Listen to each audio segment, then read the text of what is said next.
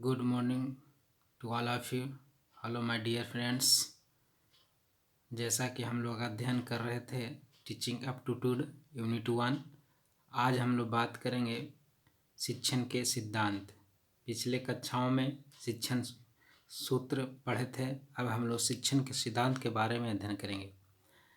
शिक्षण के सिद्धांत जो है ये दो भागों में बांटा गया। शिक्षण के सिद्धांत के दो भागों में बांट दिया, एक समान सिद्धांत, दूसरा मनोवैज्ञानिक सिद्धांत, है कि नहीं।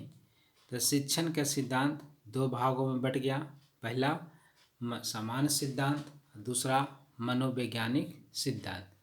अब अपन बात करेंगे, है कि नहीं, क्या बात करेंगे देख लीजिए। समान सिद्धांत के अंतर्गत हम लोग चलते हैं प्रेरणा का सिद्धांत, है कि नहीं। प्रेरणा का सिद्धांत इसमें कहता है कि छात्रों को बीच ऐसा होना चाहिए, जिज्ञासा उत्पन्न हो, ताकि वह जिज्ञासा से ही उसको प्रेरणादायक मिल जाता है कि नहीं, और वह उस तरह से शिक्षण कार्य करने लगता है कि नहीं। दूसरा है गतिविधि का सिद्धांत। गतिविधि का मतलब क्या होगा, और गतिविधि का सिद्धांत जो है फ्रोबेल के किंडरगार्टन की अवधारणा जो है इसी सिद्धांत पर आधारित है। यानी इसमें शारीरिक और मानसिक दोनों प्रकार के गतिविधियां शामिल हैं। यानी शारीरिक भी होना चाहिए गतिविधि और मानसिक भी होना चाहिए गतिविधि, है ना। तीसरा है रुचि का सिद्धांत। रुचि का सिद्धांत का मतलब हुआ आपको बच्चा को रुचि होनी चाहिए, तभी शिक्षण कर पाएगा, है कि नहीं। जीवन के साथ जोड़ने का सिद्धांत। जीवन के साथ जोड़ने का सिद्धांत का मतलब हुआ कि इसमें जीवन एक निरंतर अनुभव है और शिक्षण अस्थायी रूप से जीवन के साथ जुड़ा हुआ है ना। शिक्षण जो है सर पूर्णतः अस्थायी रूप से जीवन के साथ जो शिक्षा होगा तभी आपका जीवन अच्छा से व्यतीत होगा। अगला है निश्चित उद्देश्य का सिद्धांत। निश्चित उद्देश्य होना चाहिए, यानी शिक्षण तभी कार्य होगा उसका निश्चित उद्देश्य होगा। तो निश्चित उद्देश्य होगा यानी बच्चा जब सीखता है तो उसका कुछ उद्देश्य होता है। जैसे डॉक्टर बनना है तो डॉक्टर बनने के लिए आपको शिक्षा ग्रहण करनी होगी, तब वह डॉक्टर का इलाज कर पाएंगे, है कि नहीं। डॉक्टर ही बन सकते हैं, दूसरों को आप देखभाल करते, उसका लिविंग स्टैंडर्ड भी चेंज हो सकता है कि नहीं। अगला है व्यक्ति मतभेदों को पहचानने का सिद्धांत। व्यक्ति मतभेद को पहचानने का मतलब कि हर एक छात्र जो होता है ज्ञान से, मनोदृष्टि से, योग्यता से, है ना, ये क्षमता इस सब में पाया जाता है नहीं। और सब में जो जितने भी छात्र हैं सब में अलग अलग पाया जाता है, और उसी के अनुसार, है ना, छात्र को पता चलता है कि वह तेज है, प्रतिभाशाली है या कमजोर छात्र है, या उससे पता चलता है कि वह अच्छा है या बढ़िया है कि नहीं। अगला है चयन का सिद्धांत। चयन का सिद्धांत का मतलब हुआ कि ज्ञान का क्षेत्र दिन प्रतिदिन बढ़ रहा है, ये हम सब जानते हैं। यानी शिक्षार्थी इसमें क्या करता है कि ऐसा हो कि अधिक प्रासंगिक सामग्री को लेने में सक्षम होना चाहिए, है नहीं। यानी वो चयन होना चाहिए वैसा, शिक्षण का ऐसा प्रबंध जिसका जो चयन कर सके और उसी के अनुरूप जो है से प्रासंगिक सामग्री को लेने में सक्षम हो सके, उसी को हम चयन का सिद्धांत के अंतर्गत माना गया है। योजना का सिद्धांत। योजना होना चाहिए, यानी हर एक शिक्षक क्या होता है, एक योजना बनाता है तभी बच्चों को पढ़ा पाता है कि नहीं। तो इसलिए कहा जाता है कि अगर अनुकूलतम उपयोग करने हेतु व्यवस्थित होना आवश्यक है, तभी आपको योजना का सिद्धांत के अंतर्गत आएगा। अगला है विभाजन का सिद्धांत। विभाजन का मतलब क्या हुआ, विभाजन मतलब डिवीजन, यानी अधिगम को सरल बनाने के लिए आपको विषय को यूनिट वाई में बांट देना होगा, तभी अगर यूनिट वाई बांटिएगा तो छोटा होगा, और छोटा होने से बच्चा जल्दी जल्दी सीखेगा। संशोधन का सिद्धांत, अब उसमें किसी प्रकार का पहले से कुछ है, अब वर्तमान में कुछ नया कुछ आया, तो उसको क्या करना है, समय के अनुसार उसको चेंज करना पड़ेगा। अगला है सृजन एवं पुनर्सृजन का सिद्धांत। सृजन मतलब पुनर्सृजन मतलब सृजन होना चाहिए, यानी कक्षा का वातावरण ऐसा हो ताकि बच्चा आसानी से सीख सके। अब जैसे कि मान लिया कि हास्यप्रद वहाँ पे है, तो भी बच्चा क्या होगा, उसमें से नया नया सोच उत्पन्न करेगा, है कि रचनात्मक बनाने के लिए अति उत्सुक होना चाहिए, तभी वह हो सकेगा। शिक्षण, लोकतांत्रिक व्यवहार का सिद्धांत। लोकतांत्रिक का मतलब क्या है, यानी यह लोकतांत्रिक का मतलब है इसमें आत्मविश्वास होना आवश्यक है, आत्मसम्मान को विकसित करने में यह सहायता करता है लोकतांत्रिक व्यवहार। अब अगला बात करते हैं मनोवैज्ञानिक का सिद्धांत। चलिए, तो मनोवैज्ञानिक में पहला आता है प्रेरणा और रुचि का सिद्धांत। प्रेरणा तो हम लोग पढ़ चुके थे और रुचि भी पढ़ लिए थे। तो प्रेरणा और रुचि के अनुसार बच्चा यानी शिक्षक को यह समझना चाहिए कि हर छात्र क्या है, एक अलग वैज्ञानिक जो है का होता है, जो एक छात्र को उसकी प्रेरणा, उसकी ज़रूरतों को पहचान करवा कर उसको प्रेरित किया जा सके, है कि नहीं। नेक्स्ट है मनोरंजन का सिद्धांत। मनोरंजन से संबंधित होना चाहिए, पुनरावृत्ति और अभ्यास भी होना चाहिए। पुनरावृत्ति दोहराव होना चाहिए, कोई पुनरावृत्ति अगर नहीं होगा तो बच्चा सीख नहीं पाएगा, है कि नहीं।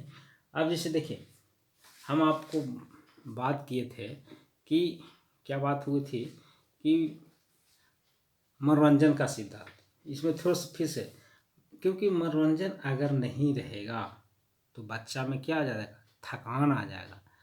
मनोरंजन नहीं रहे तो पढ़ाई में क्या आ जाएगा, नीरसता आ जाएगी, इसलिए मनोरंजन होना आवश्यक है। पुनरावृत्ति व अभ्यास का सिद्धांत का मतलब हुआ कि छोटे छोटे जैसे बच्चे हैं, है ना, बच्चों के संदर्भ में यह सत्य है, इसलिए छोटा छोटा दीजिए, पुनरावृत्ति अभ्यास करवाइए और सिखाइए। रचनात्मकता व आत्म अभिव्यक्ति को प्रोत्साहित करने का सिद्धांत। रचनात्मकता का मतलब हुआ कि इसमें ऐसा सब्जेक्ट हो जैसे गणित हो, भाषा को सीखने जब लगता है तो वह रचनात्मक करता है, उसमें अपना दिमाग लगाता है कि कैसे सोल्व करूँ, है कि नहीं। नेक्स्ट है सहानुभूति और सहयोग का सिद्धांत। सहानुभूति और सहयोग का मतलब हुआ यह छात्रों को प्रेरित करने के लिए आवश्यक होता है, यानी छात्र में सहानुभूति की भावना हो, सहयोग की भावना हो, एक दूसरे को सहयोग करे। अगला प्रबलन का सिद्धांत। प्रबलन का मतलब हुआ कि छात्रों को वांछित व्यवहार होना, रीइंफोर्समेंट इसको बोला गया, यानी अगर बच्चा अगर अच्छा कर रहा है कि नहीं, तो उसको ऐसा थोड़ा सा प्रबलन दीजिए जिससे वह बच्चा आगे की ओर और विकास कर सके। इंद्रियों को प्रशिक्षण प्रदान करने का सिद्धांत। इंद्रियों के प्रशिक्षण का मतलब हुआ कि बच्चा इंद्रियों के माध्यम से सीखेगा, है कि नहीं, यानी क्योंकि उसी के आधार पर जल्दी बच्चा सीखता है। अगला है उपचारात्मक शिक्षण का सिद्धांत, है ना। उपचारात्मक मतलब क्या है कि बच्चा उपचारात्मक शिक्षण का सिद्धांत में आता है कि देखिए, शिक्षक क्या करता है कि अपनी बच्चों को या अपने त्रुटियां, शिक्षक द्वारा अपनी त्रुटियां जो होती है क्या करता है, यह सिद्धांत क्या करता है, शिक्षक द्वारा अपनी त्रुटियां की पहचान करने के लिए शक्ति प्रदान करती है और समस्या को उचित समाधान करने के लिए भी प्रबंध करती है। तो इसको हम कह सकते हैं मनोवैज्ञानिक के अंतर्गत उपचारात्मक शिक्षण का सिद्धांत, है कि नहीं।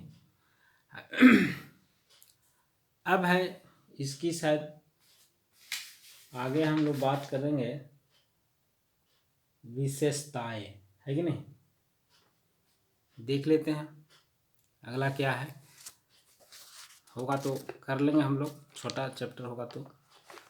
शिक्षण की विशेषताएं, चलिए शिक्षण की विशेषता, चलिए है ठीक, पढ़ लेते हैं इसको भी। शिक्षण की विशेषताएं में हम लोग बात कर लेते हैं अपेक्षित सूचनाओं का आदान प्रदान, करना, है ना, अपेक्षित सूचनाओं का आदान प्रदान करना। दूसरा है प्रभावी नियोजन। तीसरा है छात्र क्रियाशीलता की उपस्थिति, है कि नहीं। देख लेते हैं, थोड़ा सा बात हम लोग कर लेते हैं, इस पर चर्चा कर लेते हैं विशेष रूप से, है कि नहीं। चलिए, है कि नहीं।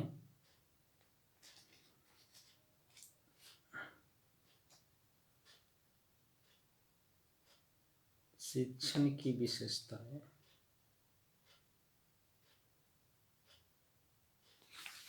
जान लेते हैं, ठीक है। प्रजातांत्रिक आदर्शों का अनुभव, सहानुभूति एवं दया पर आधारित, निर्देशात्मकता, छात्र शिक्षक सहयोग, छात्रों के पूर्व ज्ञान का उपयोग, ये विशेषताएं हैं। प्रगतिशील शिक्षण, उत्तम शिक्षण विधियों पर आधारित होना चाहिए। संवेगात्मक स्थिरता की उपस्थिति होनी चाहिए। उपचारात्मक होना चाहिए। निदानात्मक होना चाहिए। छात्र की योग्यताओं का संवर्धन, शिक्षक की उपस्थिति होनी चाहिए एवं दार्शनिक और मित्र के रूप में होना चाहिए। प्रत्यक्ष अप्रत्यक्ष कक्षा व्यवहार होना चाहिए। छात्र शिक्षक में महत्वपूर्ण, देखिए इसमें क्या होता है कि शिक्षण की विशेषताएं में क्या है, जो सूचना है एक दूसरे को आदान प्रदान होना चाहिए। जैसे हम पढ़ा रहे हैं तो बच्चा को ग्रहण समझ में आनी चाहिए, है कि नहीं। सूचनाओं आदान प्रदान होना चाहिए। वो क्या देता है, क्या रिजल्ट होता है, नहीं समझ में आए तो वो पूछने का टाइटल भी हो सकता है। प्रभावी नियोजन का मतलब आप ऐसा मने कि समझाएं किसी को कि ताकि दूसरे को एकदम प्रभाव पड़े, है कि नहीं, कि जो लर्निंग हम कर रहे हैं उस पर क्या प्रभाव पड़ रहा है। छात्र क्रियाशीलता की उपस्थिति, यानी छात्र जो है उसकी उपस्थिति होना आवश्यक है। प्रजातांत्रिक आदर्शों का अनुकूल, सहानुभूति एवं दया पर आधारित, है कि नहीं। निर्देशात्मक, छात्र शिक्षक सहयोग होना चाहिए, यानी ऐसी नहीं है कि दोनों में आपस में लड़ाई झगड़ा हो, सहयोग की भावना होनी चाहिए। छात्रों को पूर्व ज्ञान होना आवश्यक है, उसी को आधार पर उपयोग होना चाहिए। उत्तम शिक्षण विधियाँ होना चाहिए। उपचारात्मक निदानात्मक होना चाहिए। छात्र योग्यता का संवर्धन होना चाहिए। शिक्षक ऐसी होना चाहिए मित्र के रूप में भी हो और एक पिता के रूप में भी हो, है कि नहीं। और कक्षा का व्यवहार अप्रत्यक्ष भी हो अप्रत्यक्ष भी हो, यानी और शिक्षक छात्र का संबंध जो है से मधुर भी होना चाहिए। शिक्षक छात्र का संबंध कैसा होना चाहिए, मधुर भी होना चाहिए, है ना। तो हम लोग करेक्टरिस्टिक ऑफ टीचिंग के बारे में अध्ययन कर लिए। अगले हम बात करेंगे नेक्स्ट क्लास में बेसिक रिक्वायरमेंट, मूलभूत आवश्यकताएं, है कि नहीं। चलिए देख लेते हैं, ठीक है। तब तक के लिए धन्यवाद।